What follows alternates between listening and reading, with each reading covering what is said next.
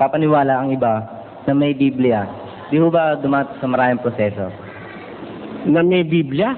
Kasi meron...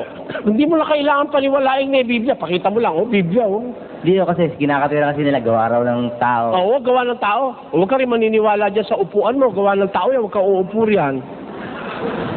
Balibag mo na yung mic mo gawa ng tao yan, ba't mo ginagamit? Di ba?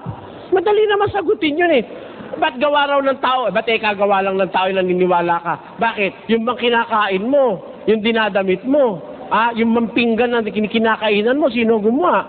Ang tao rin gumawa nun tanong, ba't nga tao gumawa? Kasi kung ipapagawa ng Diyos yung Biblia sa manok, hindi mo maintindihan.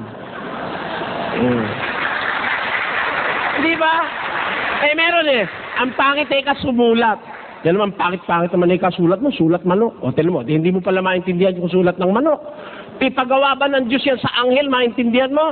Hindi. Ang Biblia para sa tao. Kaya tao ang pinagawa ng Diyos para maintindihan ng tao ang Biblia. Yan ang dapat na maintindihan doon. Hindi ko mo ginawa ng tao, hindi ka naman niniwala. Ngayon, may gawa ang tao na hindi dapat paniwalaan. Aling gawa? Yung gawang wala sa katwiran ng Diyos. Di ba? Yun ang hindi mo dapat. Yung kasinungalingan, yung pandaraya, yun ang wag mong paniwalaan. Pero ang Biblia, isinulat ng tao, inimprenta ng tao. Sabi ng Biblia, igalang mo yung ama't ina. Magsitalima kayo sa inyong magulang sa Panginoon. Tama ba o hindi? Tama yung kahit konsyensya mo na lang ang sundin mo Tama yung sabi ng Diyos na igalang mo tatay mo't nanay mo Biro mo tatay mo't nanay mo, nagpalaki sa'yo, nung maliit ka, bantay ng bantay sa'yo, nagpupuyat. Tapos paglaki mo, dadabog-dabugan mo, tarantado ka. Dapat igalang mo yung magulang mo. Sabi nga ng pasyon, kahit natadtarin mo ang laman at ang iyong buto, 10 ng iyong tanang balahibo, hindi sapat ibayad sa utang sa magulang mo. Tamo? Kaya ang magulang, pinagkakautangan mo ng loob. Dapat mo bang paniwalaan o hindi? Dapat. Sabi ng Biblia, huwag kang papatay. Tama ba o hindi? Huwag kang magnanakaw. Isinulat nga ng tao, pero mali ba yun? Parang ganito. Sabi nung bata, sabi nung kapatid mong bata, Kuya, pag hindi ka kumain, 1 taon, mamamatay ka. Kung mo ba bata ang nagsabi, hindi mo papaniwalaan? Ganito lang yon. Yung piso, totoong piso, padala mo sa bata. Magkano yon? Magkano? Piso.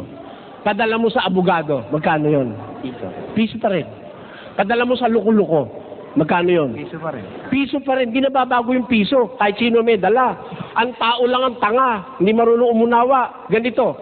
Si Imelda Marcos, pag suotin mo ng puwit ng baso, tanong mo sa tao, ano yung suot ni Imelda? Ay, brilyante yan. Yung brilyante, pasuot mo sa pulubi. Ay, puwit ng baso yan. Kasi tanga ka Hinahatulan mo yung estado ng tao. Huwag kang maghumatol sa estado ng tao. Kahit bata ang nagsasalita, pag totoo sinasabi, paniwalaan mo. Di ba? Kahit bata. Ang totoo, sa husgado, mas pinaniniwalaan pa ang bata kaysa sa matanda. Di ba? Pag ang bata nagtestimony sa husgado, mas naniniwala ako Bakit? Kasi most probably, ang bata nagsasabi ng totoo. Yun ang logic doon. Ano ibig sabihin? Hindi ko mo tao, hindi mo na paniniwalaan. Lalo na kung ang sinasabi ng tao ay galing sa Diyos, taga-sulat lang naman siya, Diyos naman na nagdidikta, ba't di ka maniniwala? Di ba? Yun kasi kung nakausap sa PGH nung araw, isang doktor, hindi raw siya naniniwala sa Biblia. Para akong na-intriga, Dok, alin ka ako sa Biblia, hindi niyo pinaniniwalaan? Basta ikaw ang Biblia, hindi ako naniniwala dyan. Gawa ng tao yan. Ganun ba? Dok, pwede ba babasahin ko lang sandali ang Biblia? Sabihin niyo sa akin kung naniniwala kayo o hindi. Sabi ko, binasa ko, huwag kang sisiping sa babae sa panahon ng kanyang karumihan, sa kanyang karumalan. Dito, Dok, sabi ng Diyos, di raw maganda yung babae sisipingan mo pag may regla. Yan, naniniwala ako dyan. Talagang tama yan. Hindi niya pwedeng di paniwalaan, doktor siya. Pag hindi, sasampalin ko siya. O, di ba? Isasampal ko sa kanya yung katwirang nasa Biblia. Di naniniwala siya ron. Dok, ito pa, babasa pa ako isa rito. Sabi ng Diyos, pag ikaw ay nakahawak ng bangkay ng isang hayop na karumal-dumal o ng isang taong namatay, maliligo ka at maghuhugas ka ng kamay. Tama ba yun, Dok? Hindi siya pwedeng tumutol eh. Kasi siya, buhay pa hinahawakan niya pagkatapos na isang pasyente, hugas. Pagkatapos na hipuin sa pasyente, hugas. Hindi pa patay yun, buhay pa yun. Hugas na siyang hugas. Sa Biblia, pag patay, hugas ka. Maliligo ka pa. Tama ho ba yun, Dok? Medically and scientifically, tama yun. Yan. Tama yan. Naniniwala ako dyan. Lahat nung may kinalaman sa doktor, pinagbabasa ko. Mamayang konti, nakakaisang oras na kami. Sabi mo, Dok, di ka naniniwala sa Biblia. Alin ang hindi mo pinapaniwalaan sa Biblia? Hindi siya makasagot eh. Natulala siya. Lahat ng basahin ko, naniniwala siya. Pag magkakain ka, maghugas kang kamay. Pag tatay ka, tabunan mo ng lupa. Nasa Biblia eh. Tututulan niya ba yung doktor siya?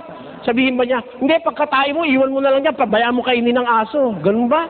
Hindi ka doktor niyan. Nakalagay doon, pag tumai ka, tatakpan mo ng lupa. Tama ba yun, Dok? Tama raw.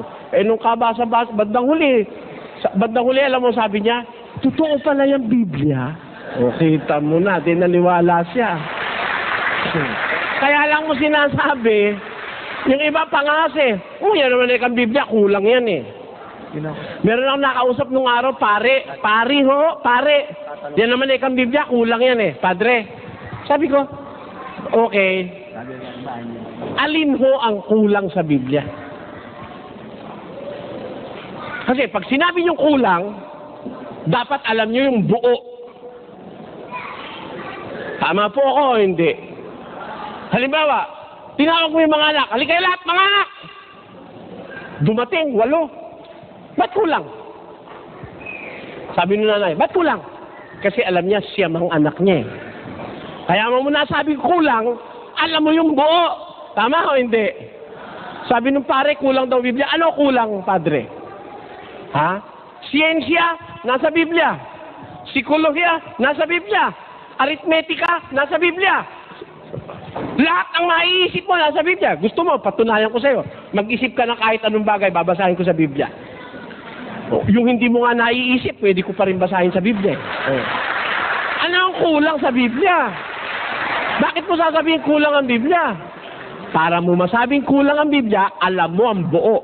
Sino naman nakakaalam ng buo kundi ang Diyos? Wala naman iba nakakaalam ng buo kundi ang Diyos eh. Ako man, marami kong hindi alam eh. Di ba? Pero kung lahat lang nung iisipin mo ang itatanong mo sa akin, lahat yon, ginagarantiyahan ko sa iyo, babasahin ko sa Biblia, lahat. Gusto mo, pati ampalaya, babasahin ko sa Biblia. Pati bawang, pati pipino nasa Biblia, sibuyas nasa Biblia, ampalaya nasa Biblia. Ano pa rito ang alam niyong gulay? Yan, nasa Biblia yan. Ito ba? Totoo ba itong bulaklak na to? Kasi nung dito ako pumunta nung puro mga paper roses yun. Yan, nasa Biblia yan. Pati nga bulaklak na artificial, nasa Biblia rin eh. Yung paper roses, nasa Biblia yun. Aeroplano, nasa Biblia. Computer, nasa Biblia. Gusto nyo, lahat nandun yun. Walang kulang yun. Ano pa tatanong mo? Pati nga numismatics, nasa Biblia eh. Pati yung tropology, nasa Biblia yon.